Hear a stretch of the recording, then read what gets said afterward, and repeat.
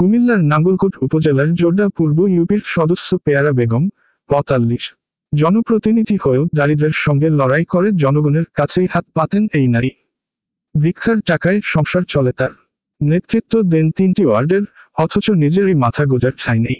পেয়ারা বেগম জোড্ডা পূর্ব ইউপির দক্ষিণ শ্রীহাস্য গ্রামের আলী আহমেদের স্ত্রী।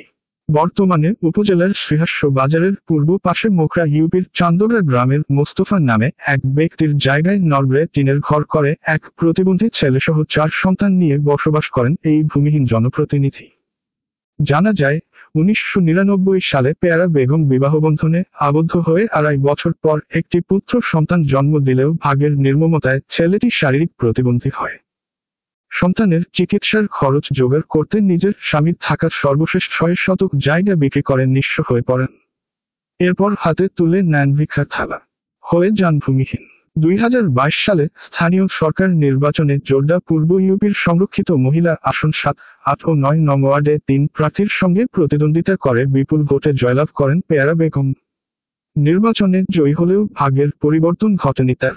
নিয়মিত ইউনিয়ন পরিষদের দায়িত্ব পালন শেষ করে নিজের ও সন্তানদের রুটিরুজির তাগিদে বের হয়ে যায় ভিক্ষার থালা নিয়ে।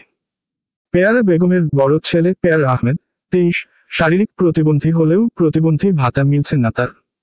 ট্রেনে ট্রেনে ভিক্ষা করে সংসারের কিছুটা ভার নিজের কাঁধে তুলে নেন এই প্রতিবন্ধী যুবক। জনপ্রতিনিধি পেয়ারা বেগম জানান, বিয়ের পর প্রথম সন্তান প্রতিবন্ধী হয়েছে, চিকিৎসার খরচ জোগাড় করতে হিমশিম খেয়ে নিরুপায় হয়ে ভিক্ষার থালা হাতে তুলি। নির্বাচনে জয়ী হয়েও সৎপথে থেকে জনগণের সেবা করে যাচ্ছি। আবার এই জনগণের কাছেই হাত পেতে সহযোগিতা নিয়ে ৪ সন্তান ও অসুস্থ স্বামীকে নিয়ে সংসারের ঘাটে টানতে হচ্ছে। স্থানীয় ও গণমাধ্যম কর্মী মু. শাহাদাত হোসেন বলেন, পেয়ারা বেগমের সততা এবং সরলতা এই এলাকার মানুষকে মুগ্ধ করেছে, তাই জনগণ নির্বাচনে তাকে বিপুল ভোটে জয়লাভ করেছেন। কিন্তু জনপ্রতিনিধি হয়েও নিজের ভাগ্যে পরিবর্তন করতে পারেননি তিনি, তাই এখনও ভিক্ষা করেই চলছে তার সংসার।